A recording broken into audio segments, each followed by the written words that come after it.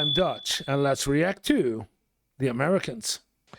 Hello, and welcome to my channel. My name is John, and I'm a typical Dutchman.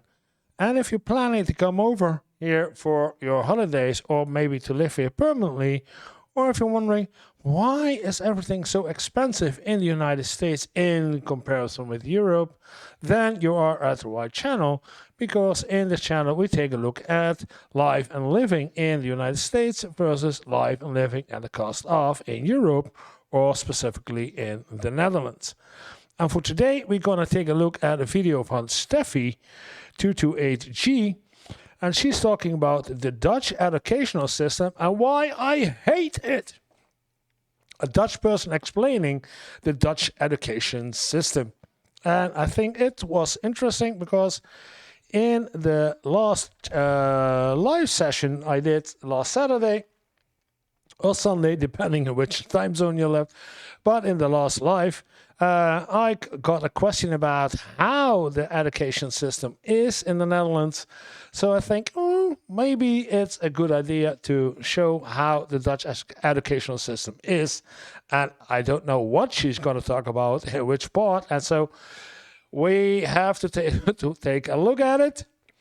And I will react to it. That's what I do in this channel, reacting to videos about life and living in Europe and in the United States. And if you like this kind of content and reaction videos, then maybe it's a good idea to subscribe to the channel so we get growing and growing and growing. I'm still within the first 1,000, so let's take a look at it. And I will react to this fine young lady. Hi, my name is Stephanie and welcome back to my channel. Today, it's a little bit of a different video. I'm going to talk about the Dutch educational system. Actually, one of my previous videos inspired me to do this one as I talked a little bit about the I know, I am a Dutch person. I know I have an accent, but I don't hear her accent at all. Her English is perfect, so she could be an English teacher living abroad in England for several months or year and now back to the Netherlands. Wow, her English is good. Educational system. Anyway, I grew up in the Netherlands. I grew up in Amsterdam. I've lived there for 21 years. And wow. Back in 2018, I moved to the States where I went to uni. And then later I went to uni in the UK, which is where I still am. So okay. Yeah, okay. That explains a lot.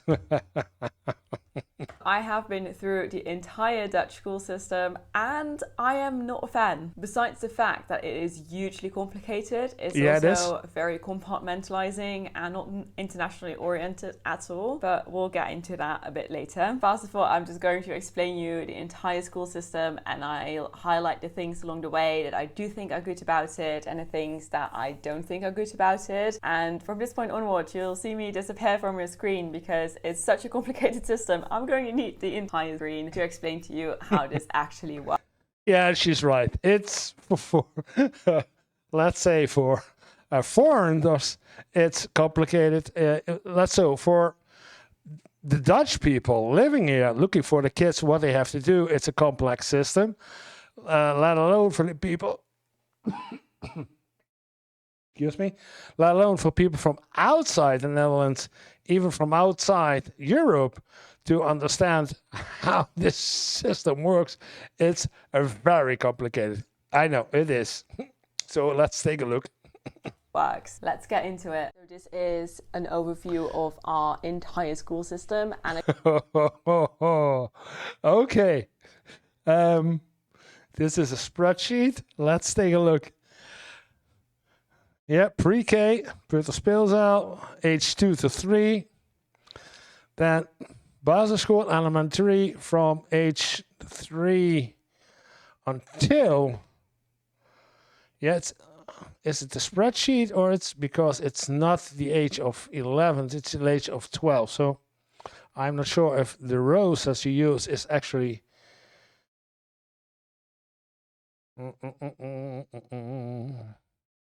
No.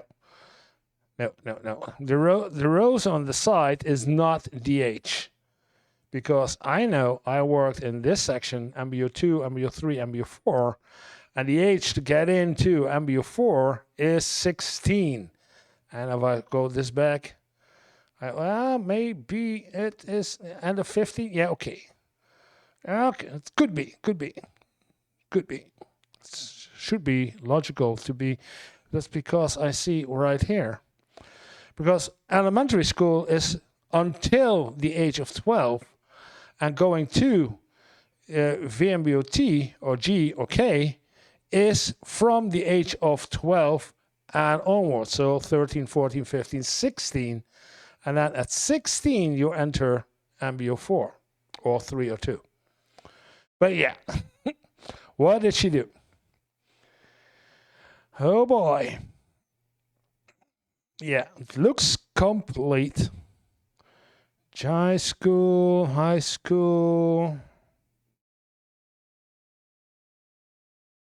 Yeah, I'm missing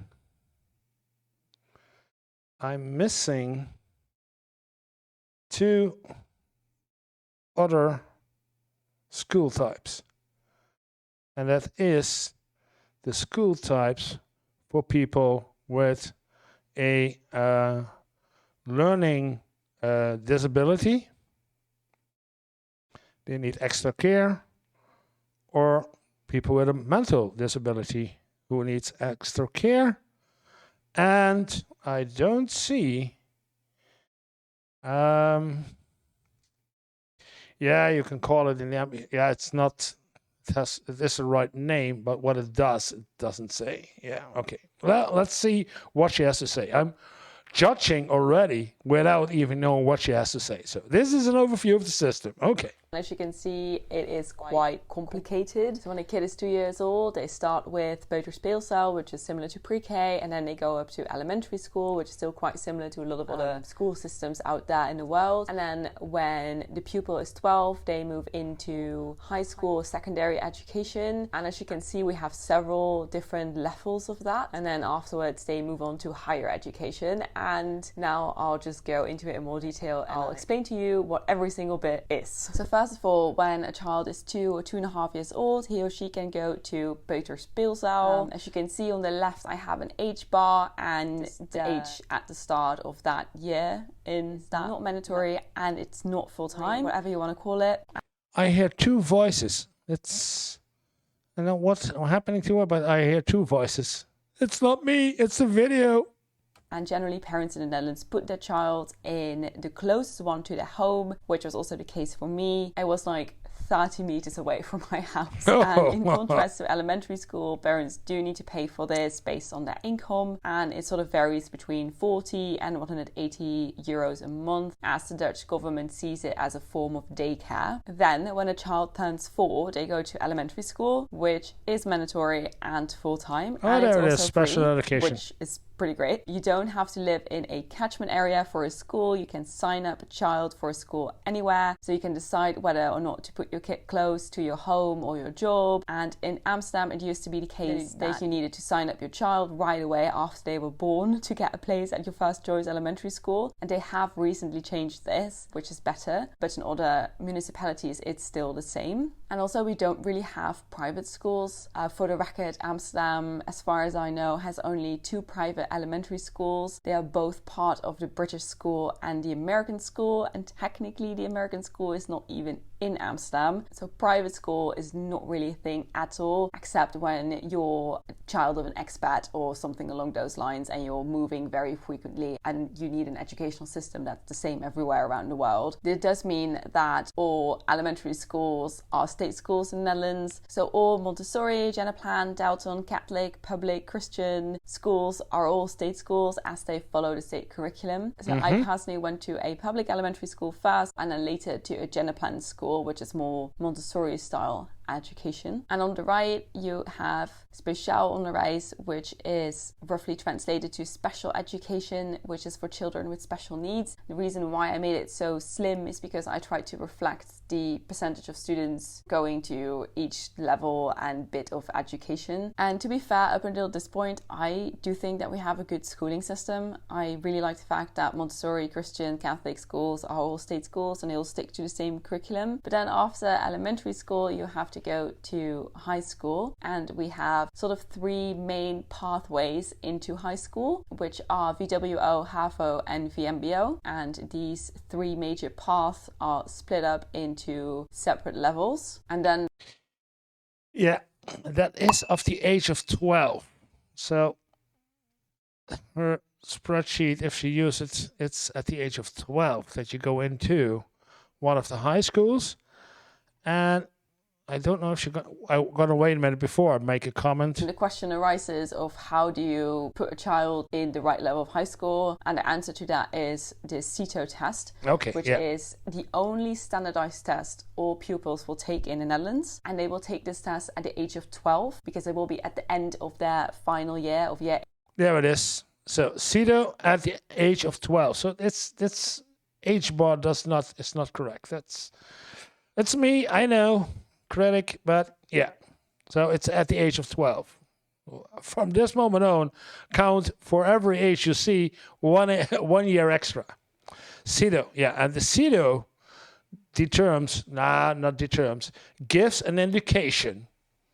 8 in elementary school, so children will be around 11-12 years old when they take this test. This test will, for most children, determine the rest of their lives, which in my personal opinion is a bit too young. It's just not okay, but that's a different story. It's similar to an IQ test, and it has reading and math and spelling sections. It's all multiple choice, and it's believed to be the type of test that you cannot really study for. However, yeah, I'm not agreeing with her in this point, because the CITO test is gives an indication of where your kid is at a certain point in his involvement, about how good he's going to be, and that in consensus with the teacher and the CITO test and the parents will be determined what is the best route for your kid. And it can be that CITO says, okay, we go to, let's say, gymnasium. That's VMBO. Well, let's go to HAVO, high school. But the kid doesn't like theoretical. It's want to be more practical. And then you can choose, for example, VMBO-T or VMBO-KB. There it is. So one of the VMBO tracks.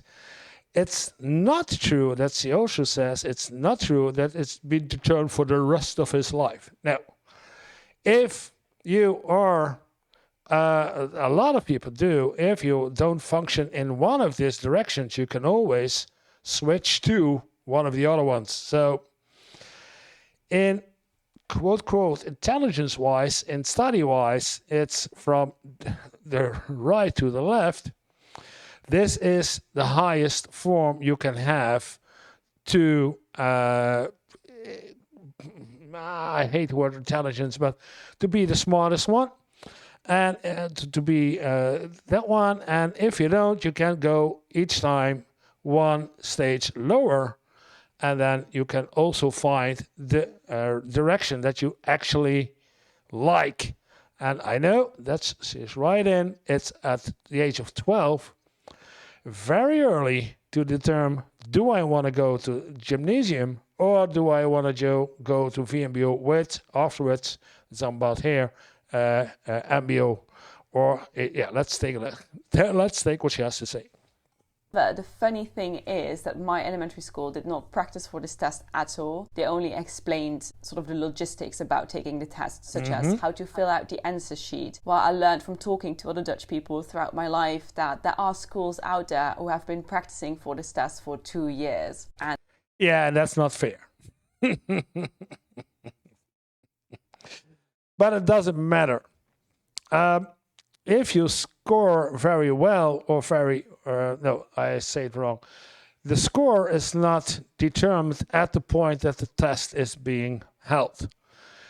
When in a certain year, at a certain point in the school year, all elementary schools take the CEDO test.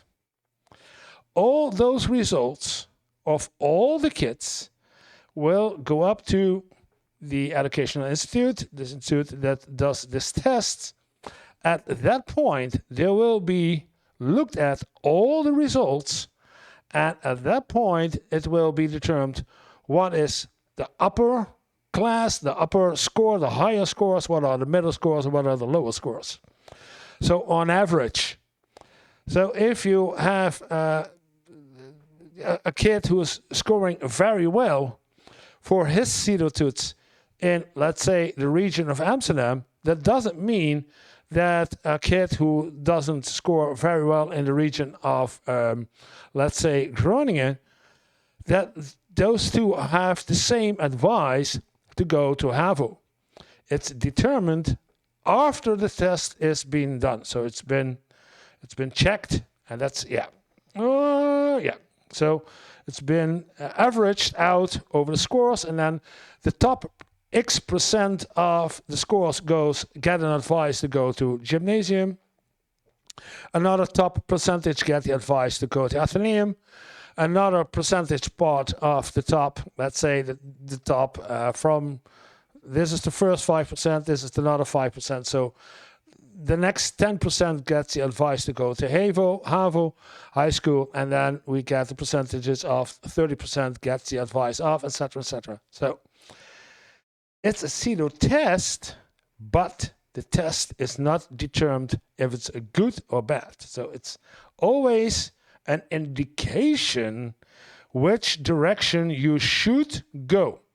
It's not mandatory to choose. It's the best choice at that point for your kid's life to go in that direction. And if it's later on, after a year or two, then decide, you can always switch. There's always the possibility to switch. Not many do, but it's possible. And there's also parents who put their kids in private tuition to prepare them for this test. But anyways, the CETO test is a test that takes place on one day in all elementary schools in the entirety of the Netherlands. It's on a random day, it's a one-off score, and the one-off score will be a number between 500 and 550, and that in combination with the advice of your final year school teacher will determine to what level of high school you go to. And therefore it will also determine whether or not you will be likely able to go to university, because the secondary education level will also determine the higher level of education that you have access to upon graduation. So and that's why I say you cannot train for the test. It has no use to train or to prepare your student, your kids, lower elementary school, to prepare your kids for this test, because the results are always in mediation of everybody else around the entire Netherlands. So preparing for it has no use. And if people go to private schools or private trainings, it's throwing money over the counter, as in it has no use. It has absolutely no use to do this. Essentially, what if your teacher doesn't like you, or what if you had a bad day on National Test Day? And any kid who essentially scores below a 535 will have an incredibly hard time to make it to university. So after you have your score and your advice, you have to choose a high school, and you can only go to a high school that fits your advice and score. So Wrong. You can apply to any school as long as it offers your level of high school. I personally visited 11 high schools in Amsterdam and finally chose one that offered HAVO and VWO. And you also don't have to live in a catchment area, and living closer to a school also does not grant any priority. I cycled 45 minutes to school, so I certainly did not choose one that was close to my parents' house. And if a school is oversubscribed, they do a raffle, they draw random names. And apart from like very specific instances, such as an expat child that doesn't speak Dutch, literally everyone goes to a state high school, and also state high school is free. Just like for elementary school, if your parents want to, they can pay a contribution, but it's not mandatory. So lots of schools realize that the transition from elementary school into high school is quite significant, so they came up with bridge years. So in essence, that means that the two popular ones are HAVO VWO bridge year, which is often 1 to 3 years. I think most are a 2-year bridge year, and then you will be placed in either HAVO or VWO. And another very common one is VMBO HAVO bridge year, which is also called HAVO chance class, which means that you can have a chance at doing HAVO instead of VMBO. So if you're on the verge, you get a chance to prove that you are able to handle HAVO subjects. So that's not a very common bridge year that you'll see. Also, say it's not that often that you this one VMBO HAVO bridge year, it's not that common. Yeah, but it's true that that's what I said. You can prove yourself and to your parents and to the school that you are a better student, so that you don't go to VMBO, but you can go to HAVO. That's, yeah. And why is this important? I don't know if she's going to talk about it. So if she doesn't, I will pick it up. But okay.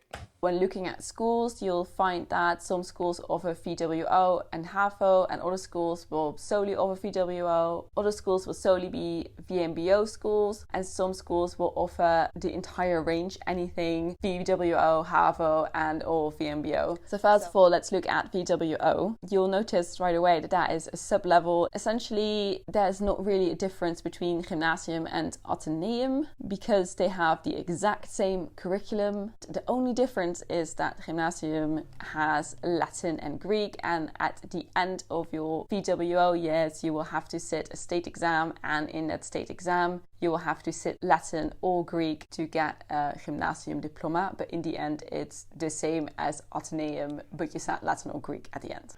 Yeah, that's correct. So you have to learn Greek or Latin. After each level of high school you sit the state exam. And if you enter VWO, the only goal is not to move down to HAVO and to stay in VWO. If you do not pass a year, you risk being moved down to HAVO. If you choose a school that only offers VWO, that will mean that you will have to switch schools. So you will need to get passing marks. A passing mark is a 5.5 out of 10. As long as you have a 5.5 average for each of your 8-ish subjects, you're good. At the end of year 3, you can... Yeah, that's... The coach, as she's talking about it, yeah, you have at least to have a 5.5. It's a mentality of a lot of students. I don't blame them, but yeah, that's a mentality that there is. You only need a 5.5. That's all you need. You can decide a profile, you can choose your subjects. However, it is mandatory to take Dutch, English, maths, and a foreign language, which makes it rather impossible for a pupil who's very gifted in maths but sucks at languages to go to uni, and vice versa. And if you're very good at one subject, you cannot take it at a higher level course because you're already at the highest level of high school, so there is nothing further, which I found to be extremely frustrating as my high school French was just way too easy. And there is literally no need to get high marks because a Dutch university will allow you in solely based on your diploma at the end, which will be a VWO diploma for both gymnasium and ateneum, because you'll only need passing marks. There is no need to ace, which it's no need to ace. No, 5.5 is all you need. Yeah. Creates a very strange culture where it is cool or normal to have a 6 out of 10 and it's abnormal to have a high mark above 7, or in general to get a good mark. Everybody is... Yeah, it's what? Yes, why? 6 is enough.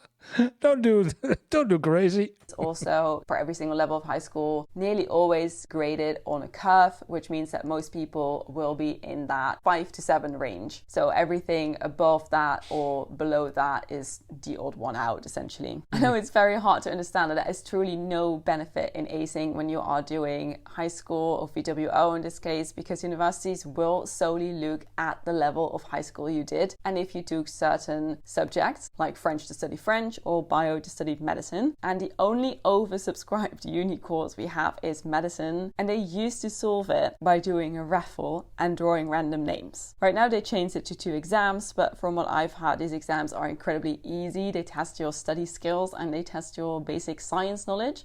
And they turn that into a ranking, which determines if you get a spot, and they don't look at your marks at all. And this is literally the only selective university degree we have, and they don't look at your marks. For all other courses, you are an automatic admit if you have a VWO diploma with the passing mark, which also you can only get a VWO diploma if you have passed your exams. And this is the case for all Dutch state universities, including universities such as the University of Amsterdam, University of Groningen, Delft, University of Technology, University of Leiden, and so on. So this also means that we just apply to one university because you'll always get in. And then we have HAVO, which is sort of the middle of the 3 main levels of high school. If you are good at a subject at HAVO level, you cannot take that subject at VWO level. You are very much enrolled in HAVO or VWO or VM. A lot of students take HAVO and then go to University of Applied Sciences for a bachelor. Yeah.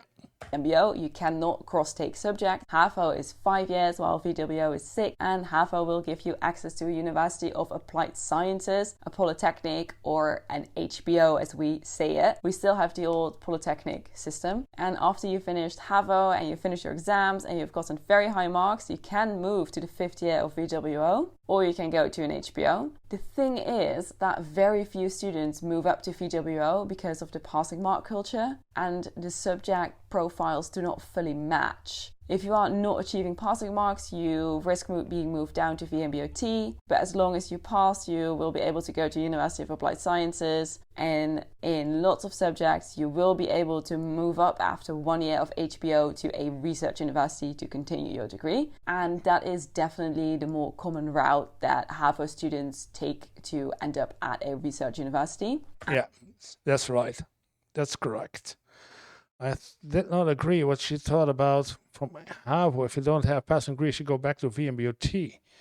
Oh, let's take a look. As the profile subjects are so different in HAVO and VWO. For example, if you did not choose maths in HAVO, you cannot move up to VWO as it is mandatory there. So it requires a lot of planning to be certain that you want to move from HAVO to VWO. So therefore, the HBO to... It's not complicated at all, don't you? She tries her best. It's I know. And I give comments to it as in, oh yeah, she's right, and this is that, and this is so. Yeah, it's not complicated at all. Everybody's still in there. Oh, yeah. WO or research university route is easier. And then we have the massive VMBO chunk, and about 50% of final year elementary students go to A level of VMBO. In essence, the T stands for theoretical, the G for mixed learning, which does not mean gender, but it means that it is a mix of practical and theoretical. K for frame or border, because it's right on the edge, I suppose, of theoretical to practical, or just practical. I never really got that one, but oh well. And then there is the B for basis or foundation, and further right down essentially boils down to less theoretical and more hands-on, with praktijk, which falls outside of the VMBO sort of chunk, at far right, which is solely practical education. The VMBO pupils will graduate when they're 16, and then they have to move on to MBO as they are still under the age of 18, and therefore it is compulsory for them to be enrolled in education. So VMBO B can move up to MBO 2 or VMBO K, and only in 2010 it became possible for pupils to move within the VMBO system. Prior, that was not possible. MBO 2 takes 1 to 2 years. What? Or VMBO K, and only in 2010 it became possible for pupils to move within the VMBO system. Prior, that was not possible. Oh, within the time. MBO 2 takes 1 to 2 years depending on the course, and with an MBO 2 education you can become a hairdresser, a driver, a rover, a tiler, or security personnel. And then VMBO K can move on to VMBO G, MBO 3 or MBO 4 depending on the course. MBO 3 takes 2 to 3 years and you can become... This is not correct. From K, you cannot go to to 4. You need to go to 3 first and then go to 4. So this error is not correct. But I was thinking about what she's talking about, switching in between, and then because I'm missing, and there's also we call MBO 1 entry, and MBO 1 is the one that should be on top of this one. If you have a practical study and you still want to go on to MBO, you can have an MBO 1, which gives you the credits to go into MBO 2, and then you can start, although it takes a lot of time, of course, 2 years MBO 2, 3 years MBO 3, and then 3 years, because she doesn't say, but 3 years MBO 4, and then you can go to HVO. So this route is also possible, but it takes 2 plus 3 plus 3 years. From nobody does it, but it is possible. Common office assistant, IT specialist, security coordinator, and you can work in disabled care or child care. And then VMBO-T and VMBO-G can move up to MBO-4. MBO-4 takes 3 to 4 years depending on the course, and you can become a software developer, a nurse, a graphic designer, a vet, or an administrative assistant to a lawyer. Obviously, you can become more things, and these are just examples to kind of give you a gist of where. Yeah, MBO-3, 14 different directions, and MBO-4 also 14 or 16 different directions, which most of them are also connected to the MBO-3. So there are MBO-3 directions, and then you can do the advanced one on MBO-4 for an extra year or so. Yeah, so there's a lot of. The more vocational education goes towards, if that makes sense. Yeah. If you know what kind of jobs do you have with MBO-3, it's more the practical jobs, the hands-on jobs, and we call MBO-4 that is the middle management or management assistance level of jobs. So this is more hands-on, and this is more administrative. Yeah. MBO-T can also give access to HAVO, but again only on the condition that the pupil has high marks and that the subjects fit, which in most cases they don't, unfortunately. What's missing is MBO-1. There she is. MBO-1 is a one-year form of education for people who do not have completed any form of high school to give them a start in the education system at a later point in their life. Yes. And MBO-1 will give access to MBO-2 and MBO-3, MBO-2 to MBO-3 and MBO-3 to MBO-4 and MBO-4 to HBO. Even though there seem to be so many from ways HBO to move university. Up, pupils often move down instead of up because the system is so fragmented. It's very difficult to make sure that you can move from HAVO to VWO or from VMBO-T to HAVO solely based on practicalities, as at the moment of making your subject choice at 14-15 for HAVO or 13-14 for VMBO-T, you must already have decided that that is the path you want to go on, otherwise you risk not having the right subjects, and often pupils move down. After my bridge year, we entered VWO with over 90 of us in the second year, and throughout the rest of the years we have lost a third of the pupils. And I was at a school that performed really well. I was at a good school, and I only remember one girl in my school making the move from HAVO to VWO. Also, moving up this way means an instant age gap because you will be sent back a year. So if you have graduated the 5th year of HAVO, you'll be put in the 5th year of VWO, which you then have to redo, and then you have to do the 6th year, and then you graduate again. So if you... No, not entirely true. If you don't get into the 5th year of HAVO, your exam year, and you have 4 years of HAVO, you can ask, and most of the time you will be eligible to enter MBO-4, so that you don't lose any years in your study trajectory because of your age. Yeah, so at the age of 15, 16, if you're at the age of 16 and you're not good enough, quote, quote, to enter HAVO 5, HAVO 5th, then 5th of HAVO 5th, yeah, then you can apply for MBO-4, And to make it even more complicated, there is at the MBO schools a possibility to get some certificates which are good for HAVO, and then you can go to the University of Applied Sciences Bachelor HBO. Yeah, we do have a nice system.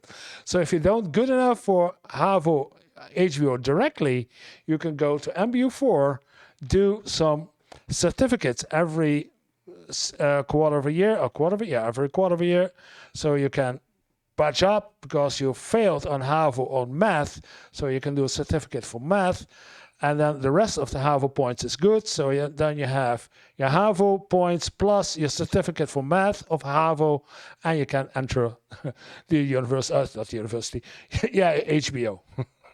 Move on. Oh, we are so clear. And she's trying, and it's so damn complicated. The way up from VMBO to HAVO to VWO, you're going to end up with a significant age gap. And then all this acronyms.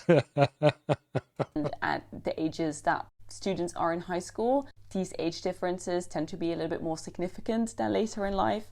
So that's also a reason why this is not a very popular route. And one of the reasons why so many students move downwards so easily is because the school's performances are partially measured on a percentage of students who achieve a passing mark on a final standardized exam. This results in lots of schools not giving students the benefit of the doubt, because it's better for their results if they get a good mark on HAVO instead on VWO, or in VMBO instead of on HAVO, or in VMBO G instead of VMBO, and so on, which is also not great. But then the final bit, the university bit. So in the States, WO, HBO, and some MBO4 courses are considered university, and we only consider this bit to be university.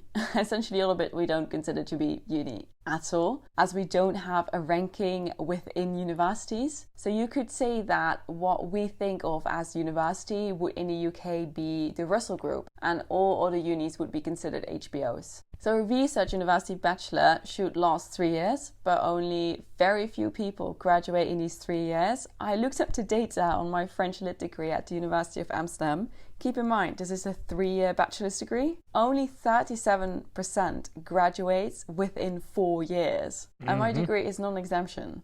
This is just general student culture. If you look at law, only 47% graduates in 4 years, while it's a 3-year degree. And for most degrees, it is below 50%. But let's take medicine, a degree with the highest retention rate and the only selective degree. Again, it's a 3-year degree, and only 72% graduates in 4 years. Wow. Which in And she's talking about the tough life of a student. Yeah. comparison with the rest of the world is incredibly low. So the H bar on the left right now is only an indication for university.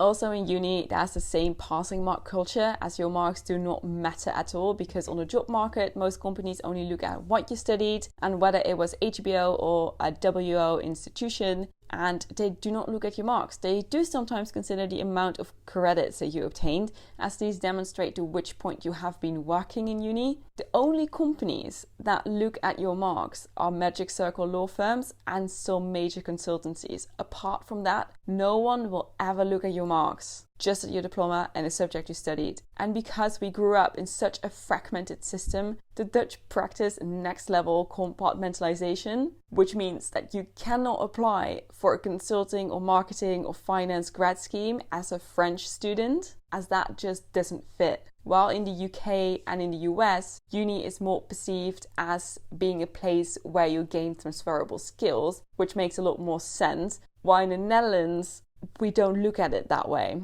So in the Netherlands, I would have never been able to get a place on a graduate scheme like I did here in the UK because of the Dutch system. Because it doesn't fit my subject. Furthermore, we have a very compartmentalizing pre-master. Yeah, she's absolutely right. At that point, it is really, okay, you don't have the right, no. Sorry. You're not. Master structure.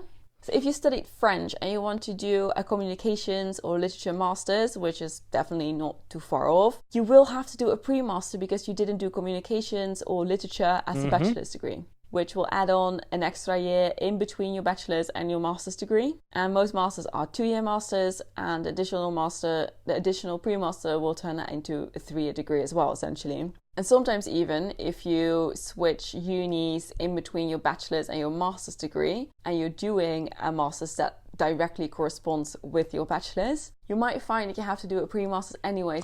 Now she's talking a lot about how to saw the university. So this is for students coming from outside the Netherlands and want to study on the universities.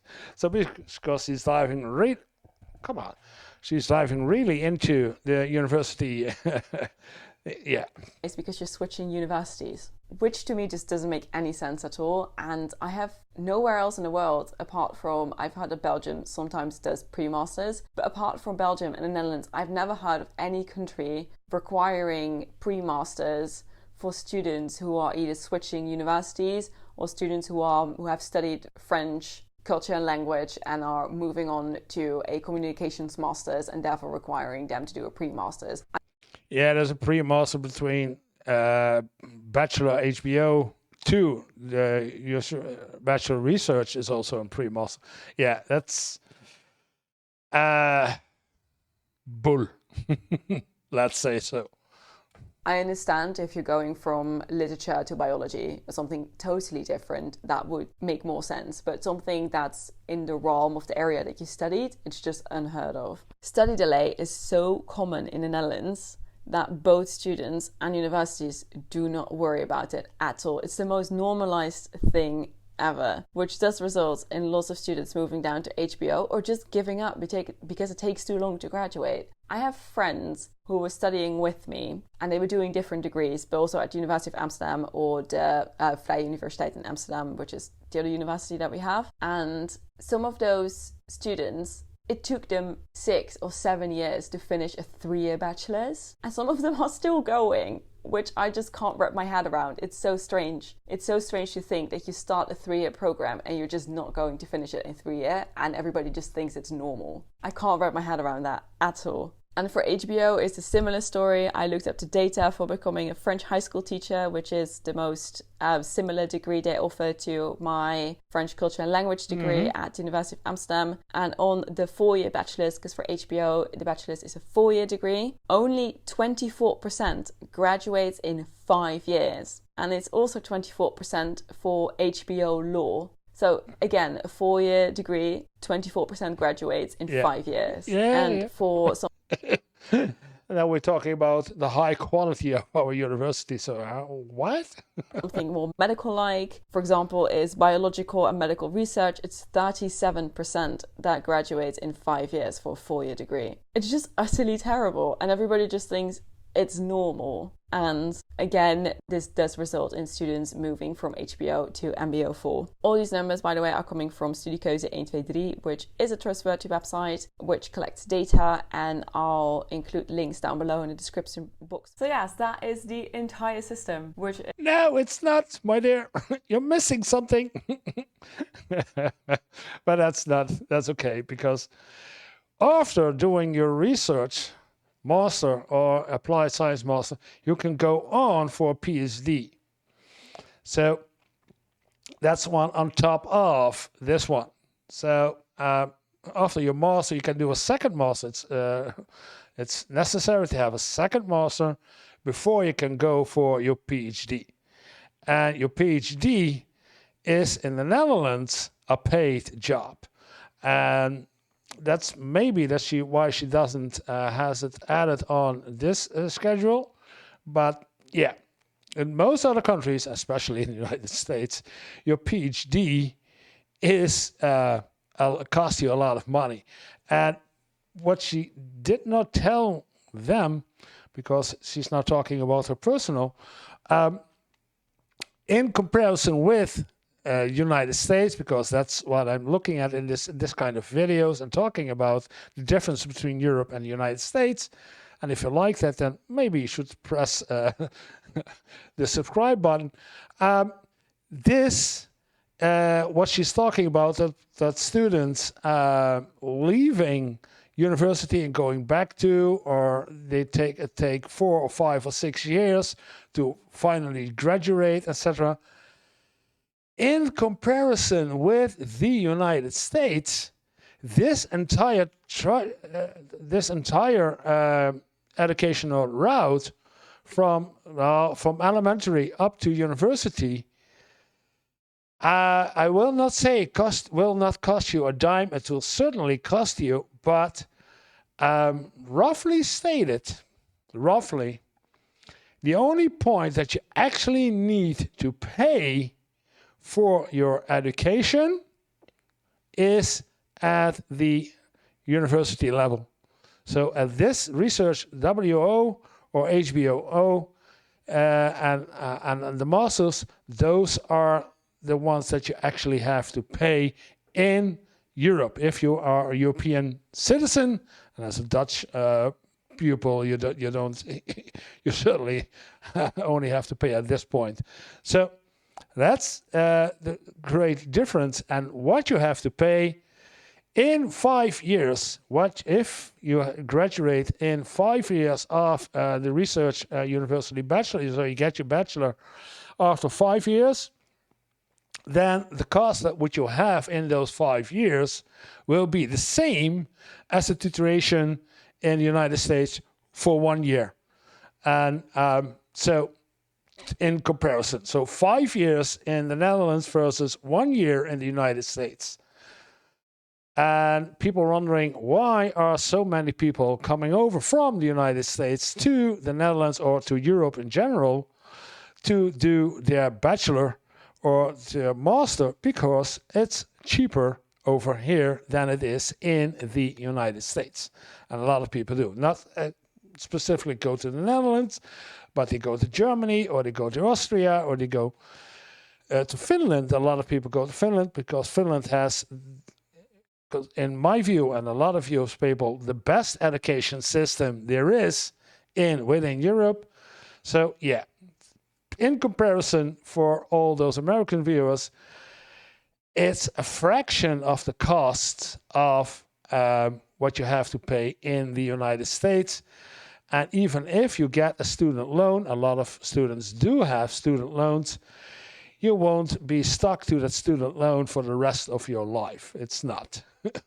Is very complicated. So now to end this video, I have listed a couple of pros and cons. So in short, some of my pros. I do really like the elementary school system where all types of schools, including Montessori, Christian, Plan, Hindu, whatever type of school you're looking for, it's all state school as long as they follow the state curriculum. I think that's a great idea. Also, from the age of 2, you'll be able to send your kids to pre-K, which is, in comparison to a lot of other countries, actually a year younger. Furthermore, we don't have catchment areas, or living closer to the school does not grant you any type of priority whatsoever, which means that essentially you can decide where you want to send your kid to school, or you can decide where you want to go to school in terms of high schools. And I like the fact that we don't have a private school structure at all. We have very good state schools, so there's no need to spend a lot of money to get a good education. And then the cons. First off, I think the CETO test at age 12 is just not okay. It's too young. A lot of children at the age around 11, 12, 13 are just not as mature as some other children. Some children just, maybe need another year to hit the same level of maturity, and they are disadvantaged at this test. Also,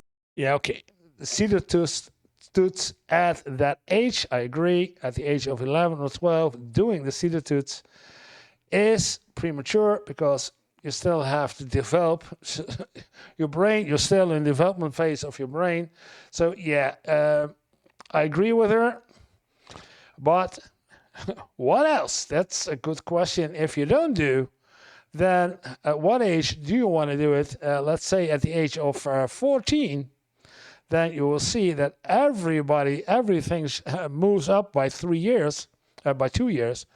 Then, everything starts 2 years later.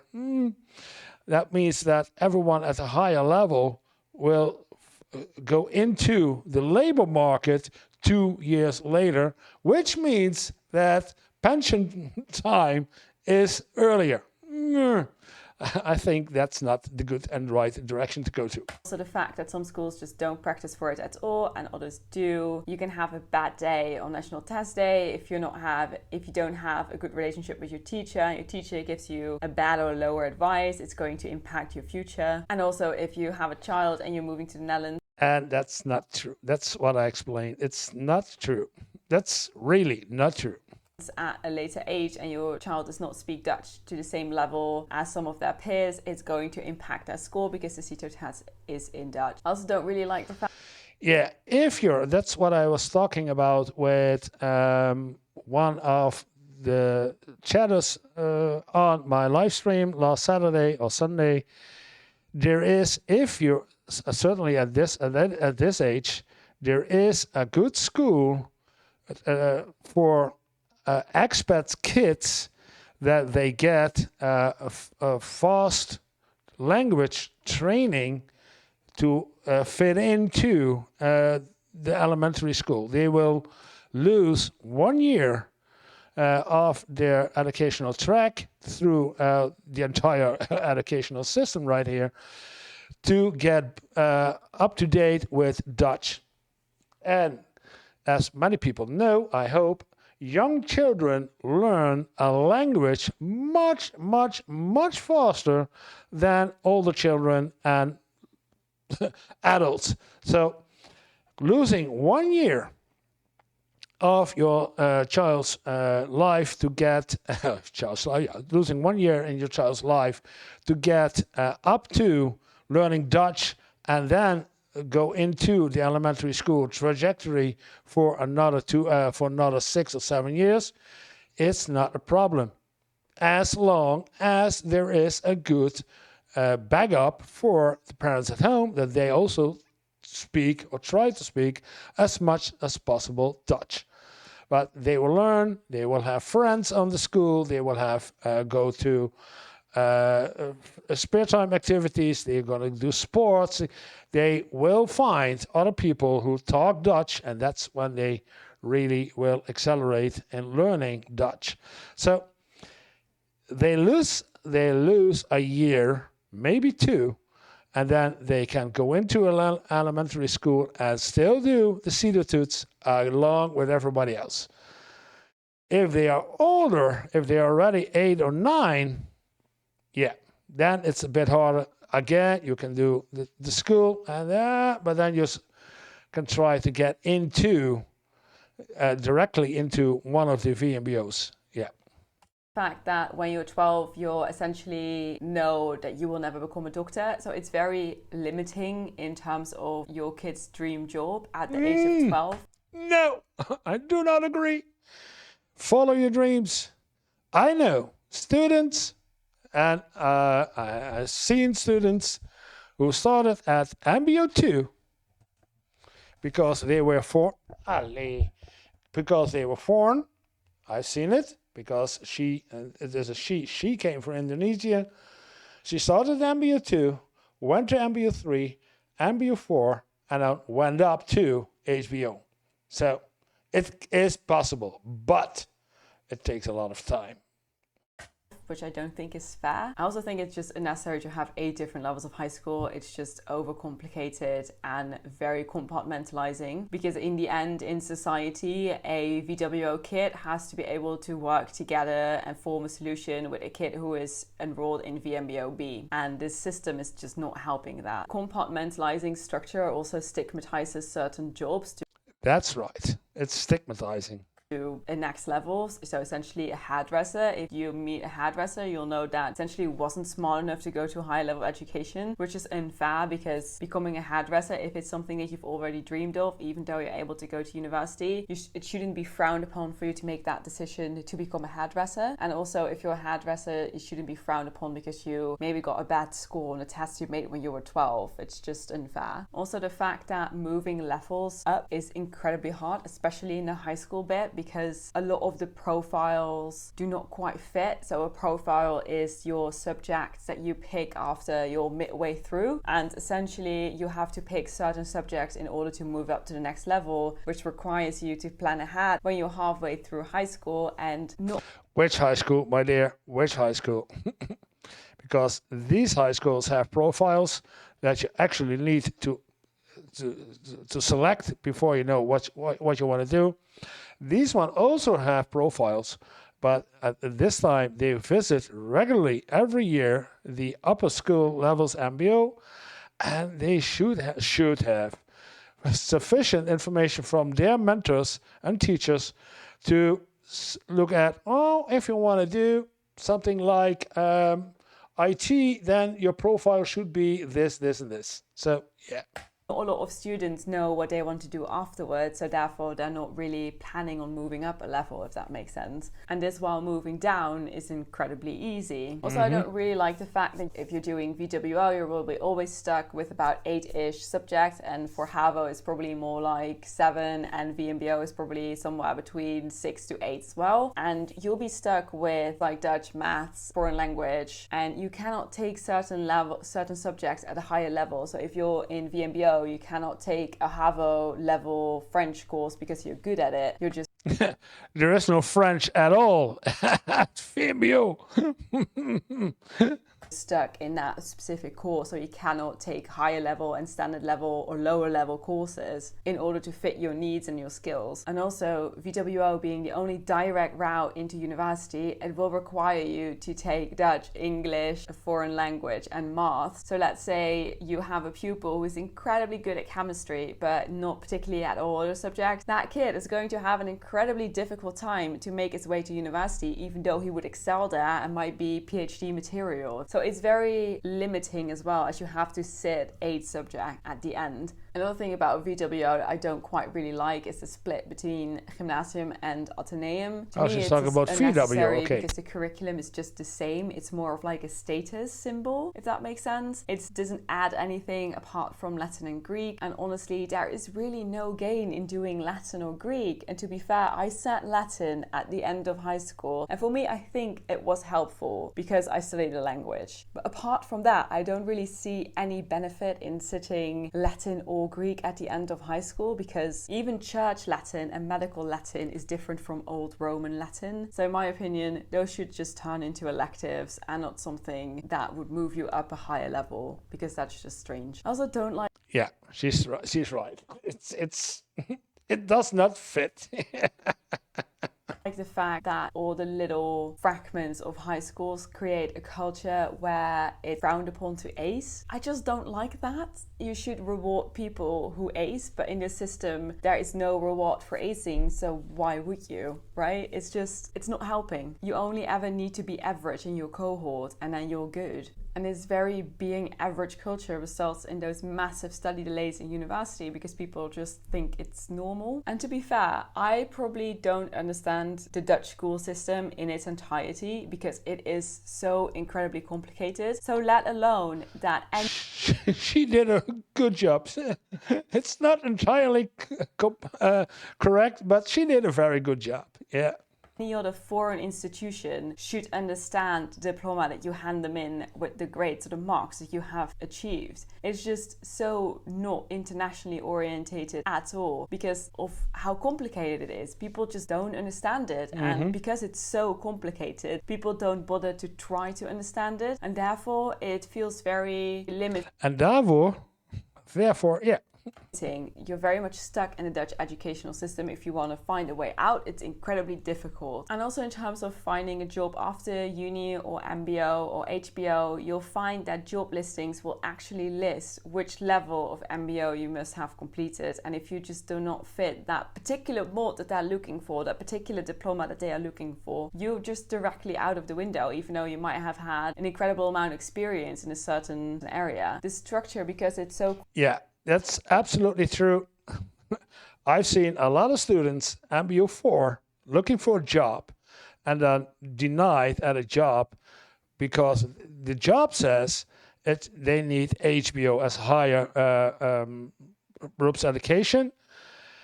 But what I also saw a lot, I still see, is that